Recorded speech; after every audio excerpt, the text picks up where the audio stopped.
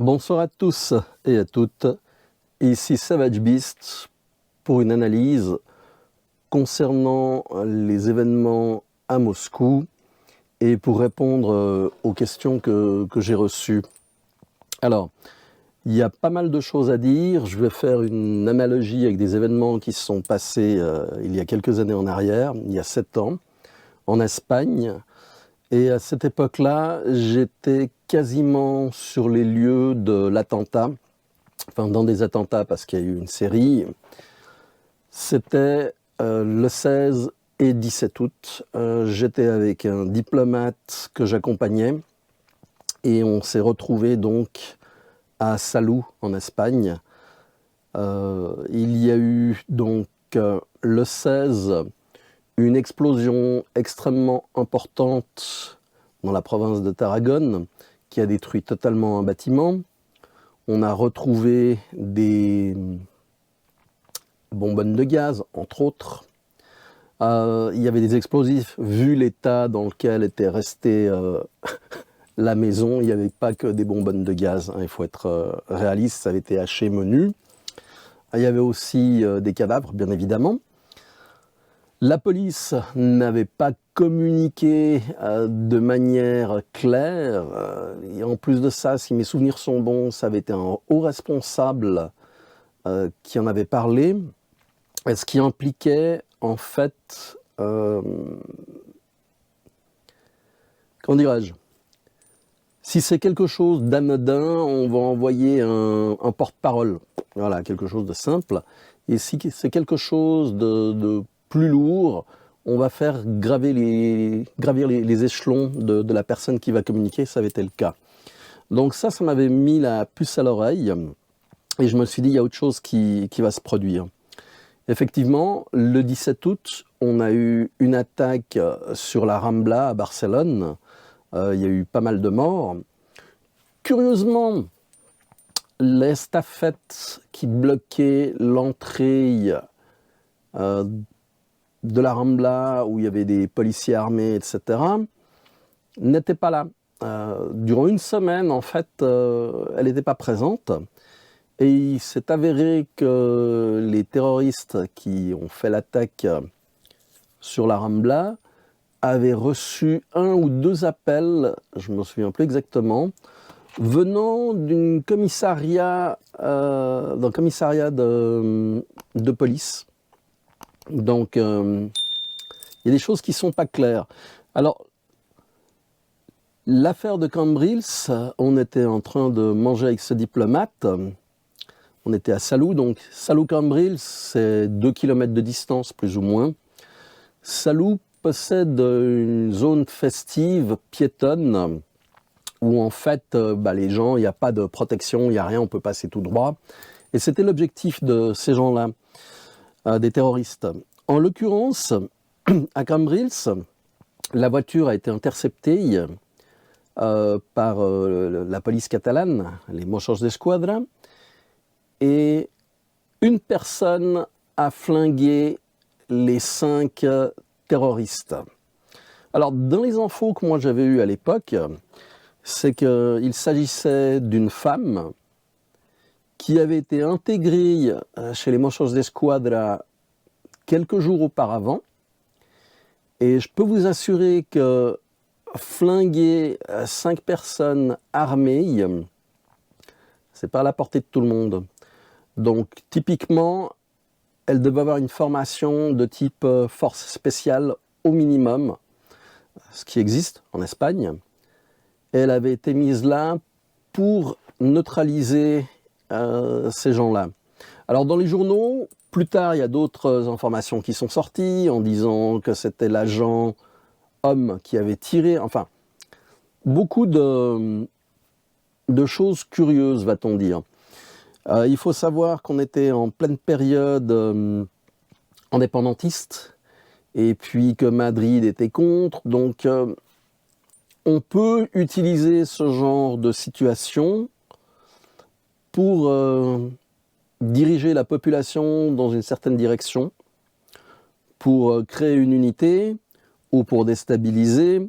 Il y a plein de possibilités. Donc, typiquement, on peut neutraliser une attaque, on peut la favoriser, que ce soit d'une manière logistique, que ce soit d'une manière financière. Il y a plein de possibilités. Et ça, ce sont les services secrets qui s'en occupent. Pas forcément les services secrets du pays. Ça peut être des agences extérieures, mais qui ont des cellules dormantes et qui se chargent de la mise en place. Donc c'était très curieux. En fait, pour moi, c'était quelque chose qui a été organisé, planifié, et qui visait en fait à réunir, je dirais, la population espagnole autour de la Catalogne pour refédérer ce qui avait été plus ou moins cassé. Voilà, ça c'est mon interprétation. Pour ce qui s'est passé à Moscou, alors, c'est un remake du Bataclan, faut pas se leurrer. C'est vraiment du copier-coller. On a des gars qui débarquent, qui arrosent à tout va, qui foutent le feu, qui rigolent en s'acharnant sur des blessés ou des personnes déjà mortes, comme au Bataclan. Alors, pourquoi le 22 mars? Il faut savoir que les États-Unis ont présenté une résolution à l'ONU pour un cessez-le-feu à Gaza et que cette résolution a été rejetée par la Chine et par la Russie. On sait très bien comment fonctionne le gouvernement des États-Unis, et je devrais même dire les gouvernements, puisqu'il y a divers courants au sein du gouvernement. Vous le savez, il y a de nombreuses agences connues et moins connues. À l'intérieur de ces agences, il y a des courants. Bref, c'est un panier de crabes. Le fait est que le président Poutine a gagné les élections, quasiment 88%, alors que la population qui a voté représentait, si mes souvenirs sont bons, 78% de la population russe. Donc c'est un plébiscite, il faut bien le comprendre de cette manière. Et qu'il est indéboulonnable, heureusement, parce que le président Poutine est un modéré, je l'ai déjà dit et j'insiste là-dessus. Au niveau des assaillants, donc ils sont rentrés, ils ont tiré.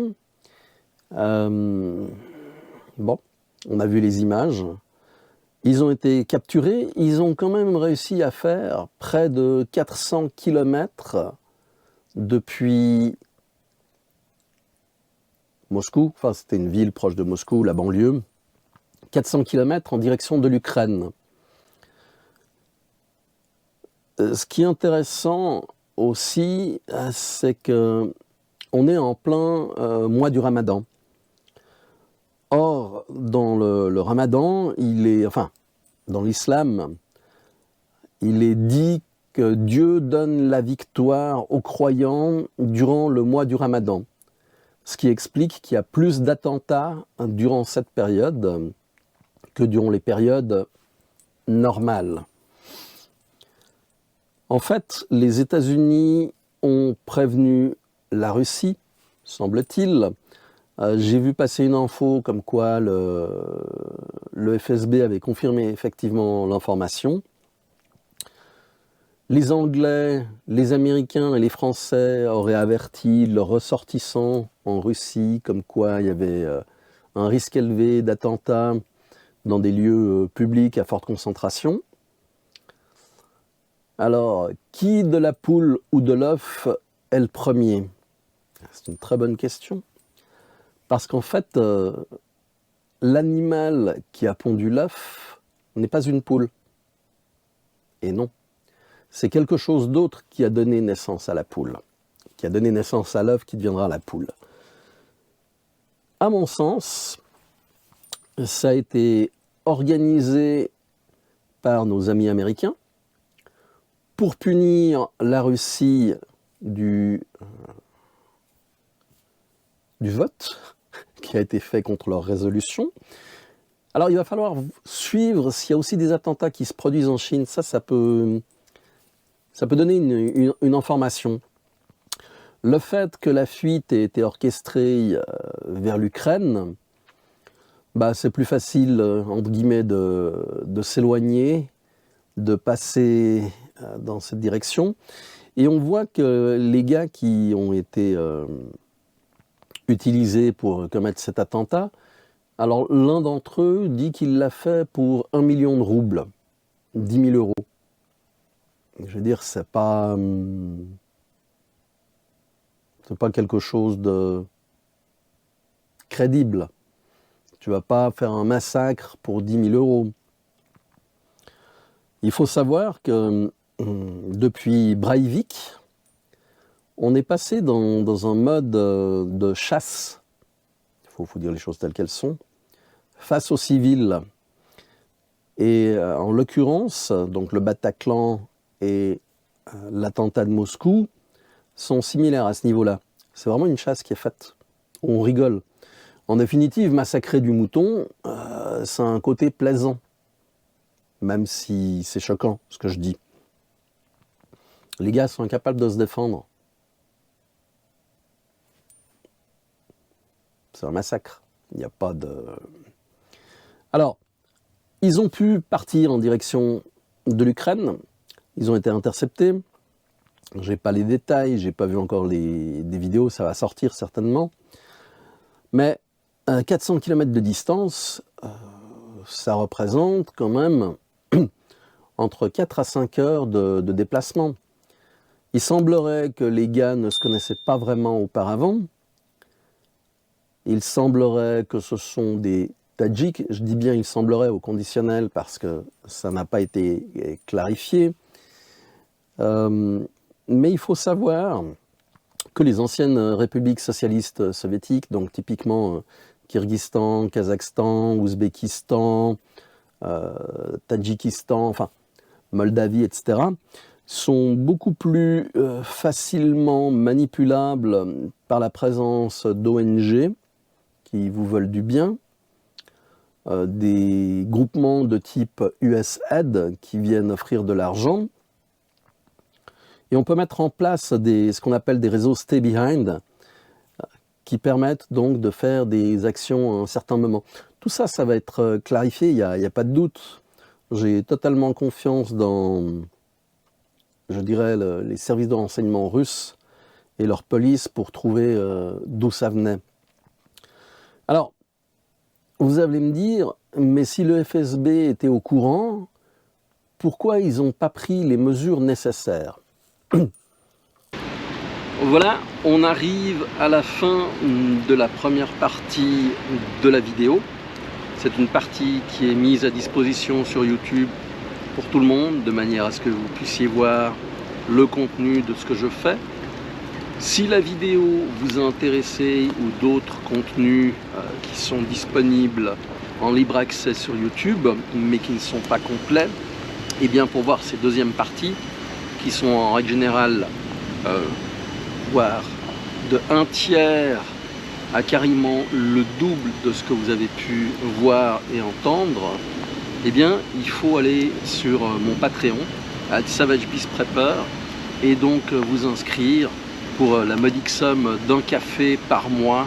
Vous avez accès à l'ensemble de mes vidéos qui sont sans coupure, qui sont longues, et cela m'aide donc à remplacer le matériel, à me déplacer, à rencontrer des gens, car tout cela a un coût. Vous imaginez bien, et je dépends de vous. Merci à tous ceux qui participent et qui nous rejoignent sur Patreon. Vous verrez, il y a pas mal de monde avec qui vous pouvez discuter. L'ambiance est bon enfant, c'est vraiment en plus. Je vous retrouve là-bas. À très bientôt. Ciao.